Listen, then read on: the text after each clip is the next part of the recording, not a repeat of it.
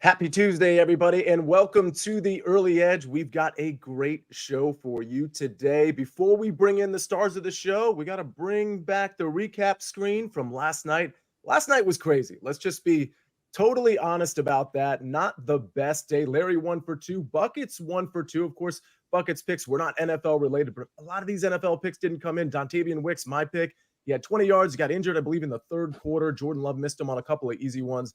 Very weird day. Danny Brasco missed those sack props, but he did tell you to put only a half a unit on each. Either way, not our best day. We're going to make up for it at 4 p.m. Eastern Standard Time today because we've got our Week 15 Best Bets show. You guys know it. You guys love it. And we are bringing that to you again at 4 o'clock p.m. today. All right, we've got that out of the way. Let's bring in the stars of the show. And I want to share a quick story. I don't know how many of you watching, I see Danny Brasco in the chat. Thank you for being in there, Danny. I'm sure if you have questions for him, he'll go ahead and answer them. I got to tell you guys, I don't know how many of you follow me on social media, but we had Curtis Cerna in there. He's a follower of SportsLine as of a few weeks ago. I think he followed me, and then he hit a big ticket, and then he learned about SportsLine, all this stuff. He tweeted at me a ticket that he had. And Buckets, I'm going to go to you because I want to know how you'd feel if you were holding this ticket. He had a 13-game parlay, all built on SportsLine data and SportsLine picks. That's what he said in the tweet. And he needed the 12th and 13th leg. He needed on a $100 parlay for $186,000.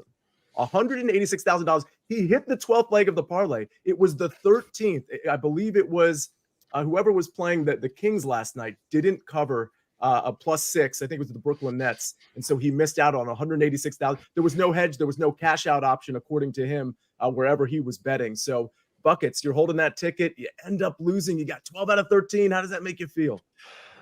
So I obviously don't have the ticket. Just hearing about the ticket, Sia, gives me immense anxiety. I'm not a parlay guy. I'm not a $100 better guy. None of that applies to me at all. But I can't imagine the stress that you're feeling, especially if you don't have a cash out or a hedge option there.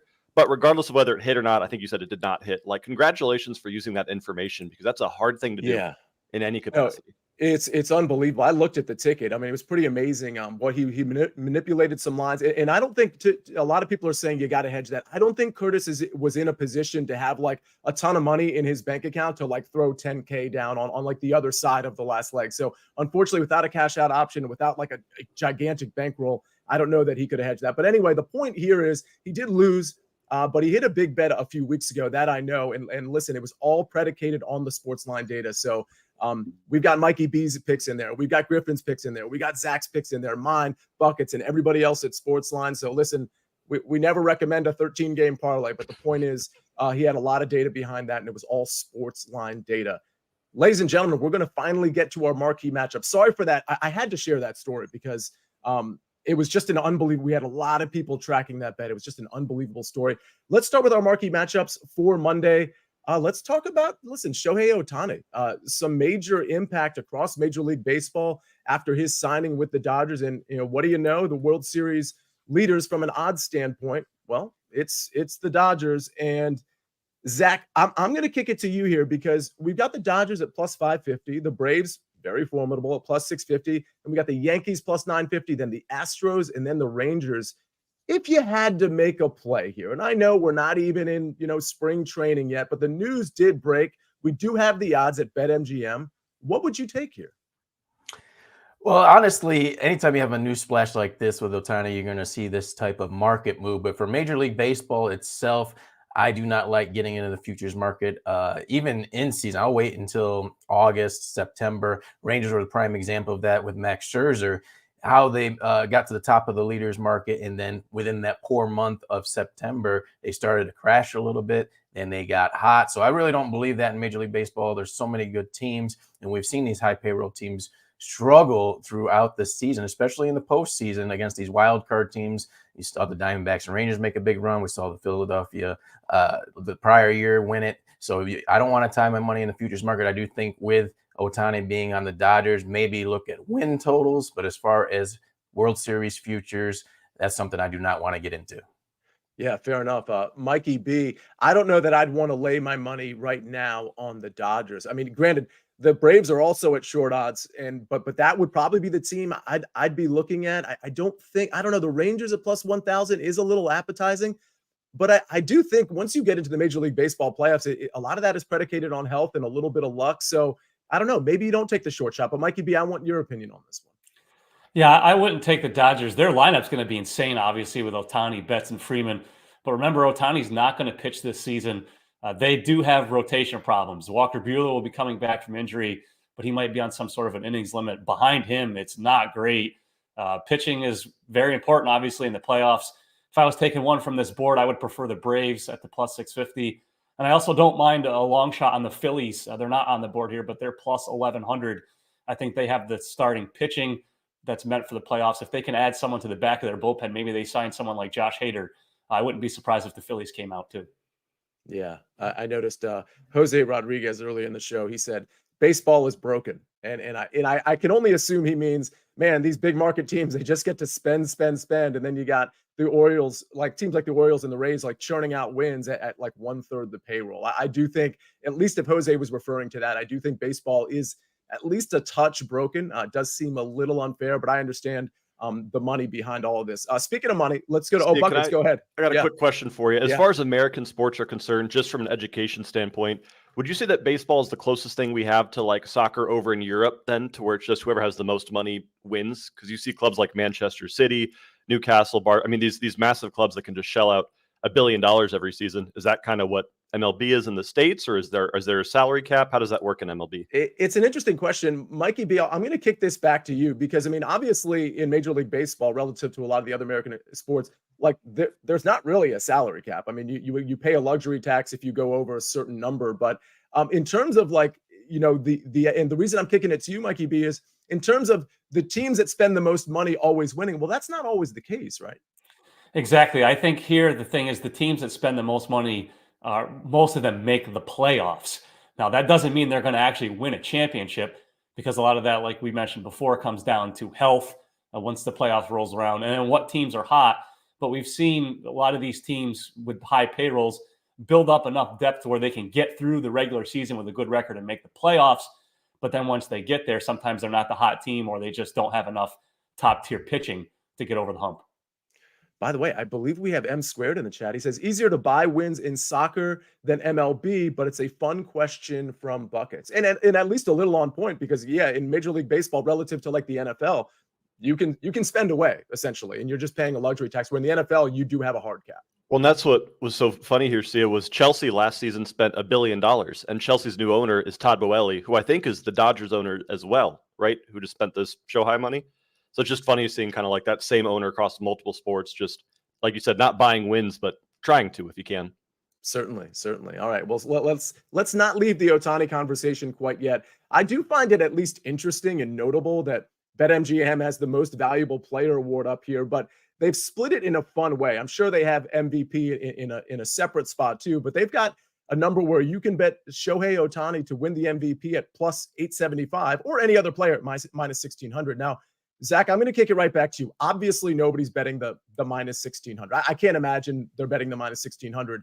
However, maybe some people want to bet the Ohtani at plus 875. Now, we know what Mikey B just said. Ohtani's probably not pitching next season. So, I mean, is there any value in betting Ohtani in the MVP market? I think I'd have to leave this alone. This is one of those first ones I would have to leave it alone. Even at plus 875, that's the great thing about betting. It looks good. The plus payout looks good. But the field is where it's going to end up being. So you want to look at those other 6, 7, 8 players, I think, and probably take pick 2 of them. You pick 2 of them, and you're going to have a better shot, I think, to win that MVP. I don't necessarily disagree. Mikey B, any thoughts on this? Shohei at plus 875. Yeah, we're, like you said, we're obviously not betting minus 1600. That's just flushing money. But for the Ohtani thing, I would probably not do it, simply because we talked about he's not pitching, and he has 2 great hitters in that same lineup as Betts and Freeman that could steal away some MVP votes from him. You've got Ronald Acuna Jr., that power speed combination. If he does that again, then that's almost impossible not to vote for him, because he's putting up historic home run steal numbers. So I would probably just avoid it too.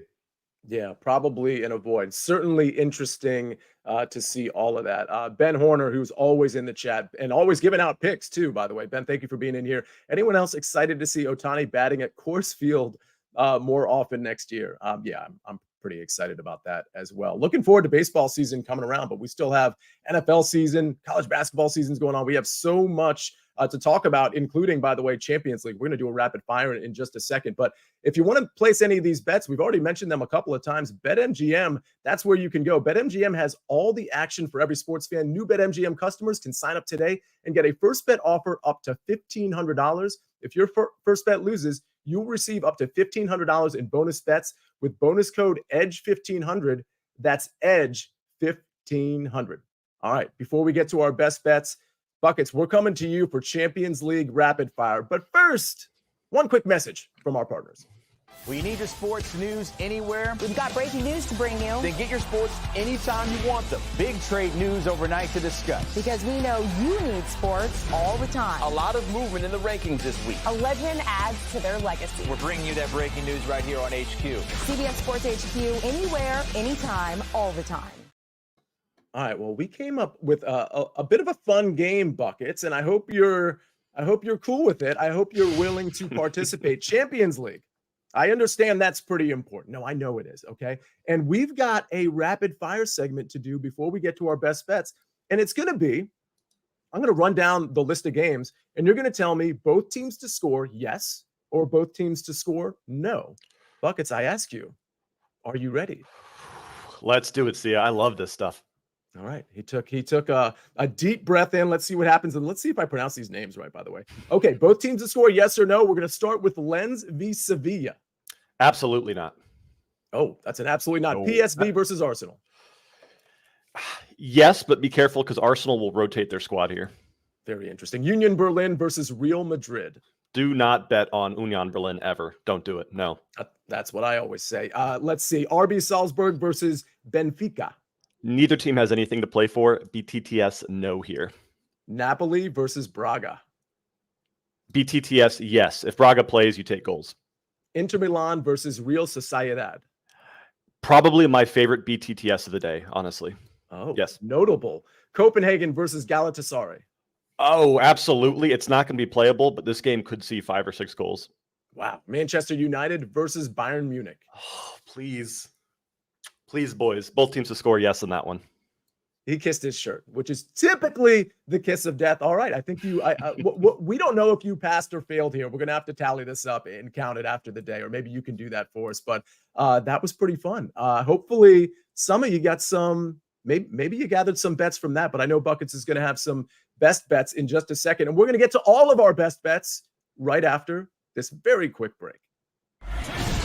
Are you using a plunger to unclog the shake machine, as in the same plunger we use to unclog the toilet? No. We're going to be opening Mega Good Burgers in cities all over the world. Whoa! Megacorp wants to replace everybody with robots. We gotta do something. Here's your burger.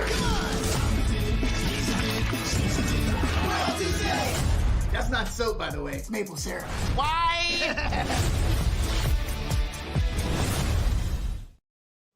Griffin, I got to apologize to you because you've been sitting there listening to our antics for a good 10 minutes now, maybe 10, 12 minutes. We haven't gotten you involved, and that's on me. But now I'm going to get you involved here because one thing I love about you being on this show is that I personally think, and you would know this way better than me, and I actually want you to comment on this just real quick before we get to your 2 picks. I personally think the prop market is, I don't want to say better than the sides or the total market in the NHL, but I think it's untapped to some degree. And I do think there might be softer markets with the hockey or, NHL prop market. Do you agree or disagree with that?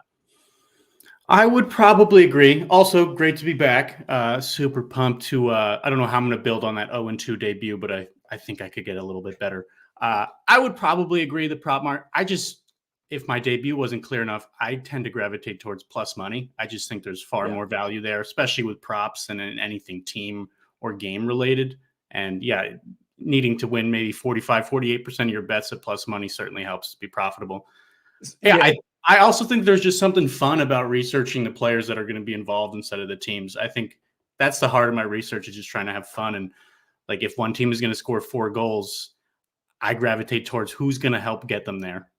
Yeah, absolutely. And frankly, don't sweat the 0-2. Those were big plus money bets you had out there. So let's see if we can do better. I see you have 1+ money prop and one minus 135. Let's start Red Wings and Blues. You've got a shots on goal prop in that one. Talk to us about it. Yeah, so Alex DeBrincat, definitely shop around. He is plus money up at this 3.5 number. There are some books where he's 2.5, very juiced. Maybe if you can't find the 3.5 number, you can pair that with my next play. But yeah, so I went right to Alex DeBrincat this morning. St. Louis is allowing 40 shots per goal at home over the last month, which is the most in the league. It's weird. Usually teams will let up more shots on the road than at home, but for some reason this year, St. Louis is allowing 5 more shots on goal at home. So I wanted to go there. In case you missed it, Dylan Larkin on Detroit, who's their top forward, top shooter, he's on IR right now, and DeBrincat has been the one who has stepped up in his absence. 3 games this year without Larkin, 5, 6, and 5 shots on goal with 8 attempts in each game, which that's really the number I'm focused on here. Let's say for a moment he is going to operate it at that volume. When he does get 8 attempts over the last couple of years, he's over 3.5 shots at an 85% clip, averaging almost 5 shots on goal per game. And even let's say 6 attempts per game. When he finds that, he's still over this at 70%. So at plus money, I love that. He played last night, but I'm not too worried. 3 back-to-backs this year. He's got 5, 4, and 6 shots. So at plus money, I jumped at that. All right. Absolutely love it. And you've got another pick here in the Blackhawks-Oilers game, and it's another prop on a gentleman named Connor McDavid. I hear he's pretty good. Talk to us. Yeah. That good, sharp analysis there. He is pretty good. There's a lot of ways to play this. We'll get right to it. I'm playing Connor McDavid to get 2 points, but to set the scene a little bit, you don't need me telling you that the Oilers are a much better team than the Blackhawks. Anyone who watches hockey, or just you could look at the odds. This is a minus 400 money line favorite and a rare 2.5 puck line. But so I put a lot of stock into home versus road data, and this is just as stark a disparity as I've seen in a long time. Edmonton's averaging 5 goals per game at home, and Chicago's allowing 4.5 on the road.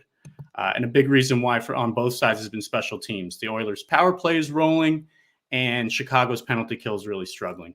I considered the team total at 4.5, but I have a really hard time seeing a world where the Oilers score 5 goals and McDavid is not involved. He is the reason they're rolling right now. He's over this in 7 of his last 9. At home, he has 15 points in his last 5 games, which is just absurd. And his last 4 against Chicago, he has 11 points.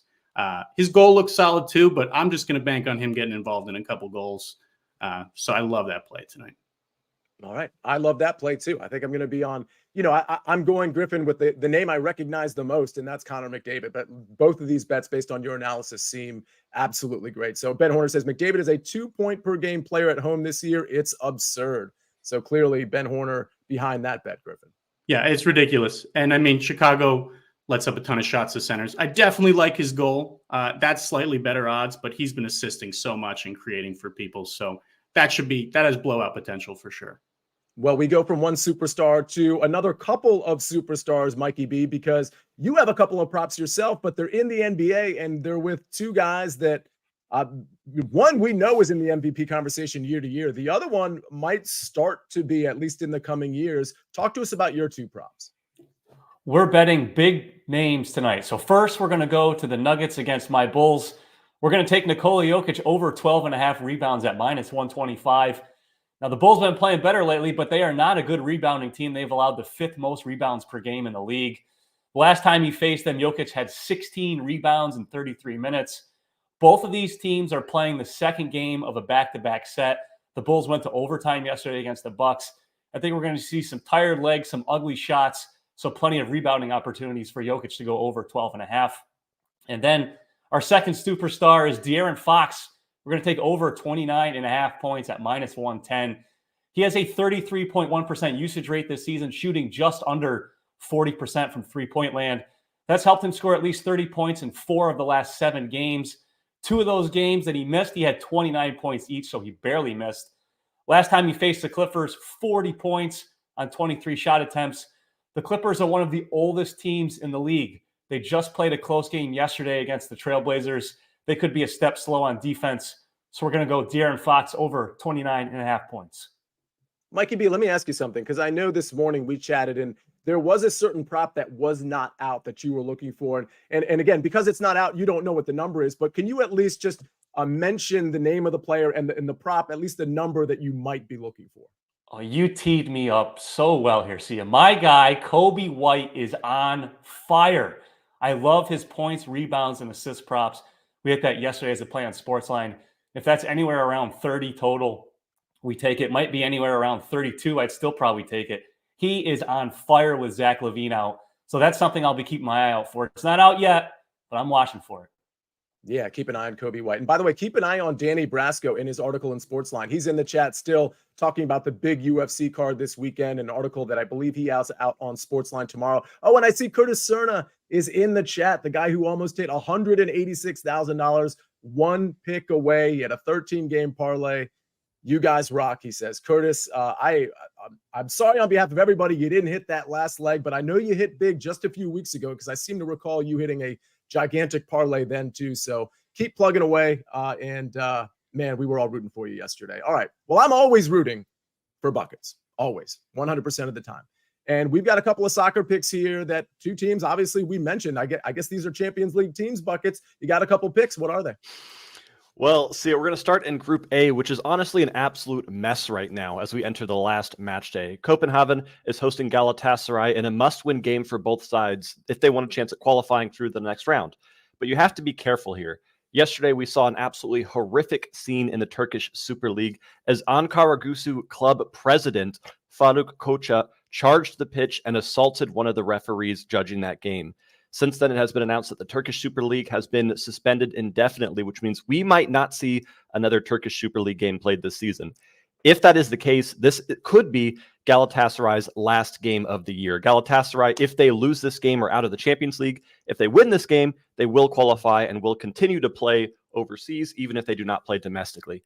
Because of that reason and a host of other reasons, I love Galatasaray to win this game. But the fact that I can get Galatasaray over 1.5 team total at plus 110 is insanity. I know that Copenhagen is great defensively at home, but I do not care. Mauro Icardi, Wilfred Zaha, Oktagoglu. This team has too many strikers right now to not play plus odds at over 1.5 goals here. Sia. And then we're going to bet on the second match in Group A, this matchup between Manchester United and Bayern Munich. Sia. Now, when I was growing up, I was told never run with scissors.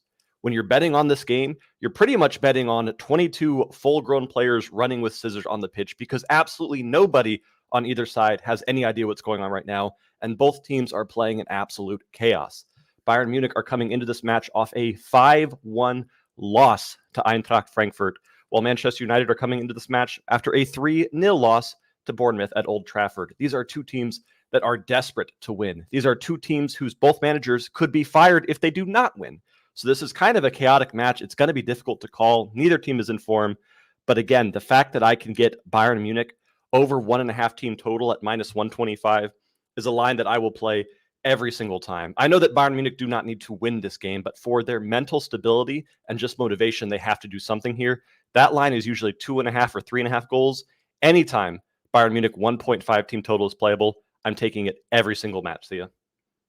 Did anybody notice Buckets is fully back? He said a hoist of reasons as opposed to a host of reasons. Very subtle, but happy to have you back there, Buckets. And by the way, apparently we have a lot of people, Griffin, happy to have you in here. Sia, love having Griffin Carroll on the show. 2 exclamation points, not just 1. That matters. More Griffin, please. Just 1 exclamation point. So I'm not really sure about that second one. But either way, yeah, listen, I'm happy to have you on the show too. I'm happy to have some hockey and some hockey props. I think this is a great cast. Really happy to have it. And we always have it closed by my second favorite Zach. No offense, Zack Cimini, but Zach Morris, always going to be my favorite Zach. You're number 2. You're on the podium. You've got an NBA play and you've got a college basketball play. Talk to us about it.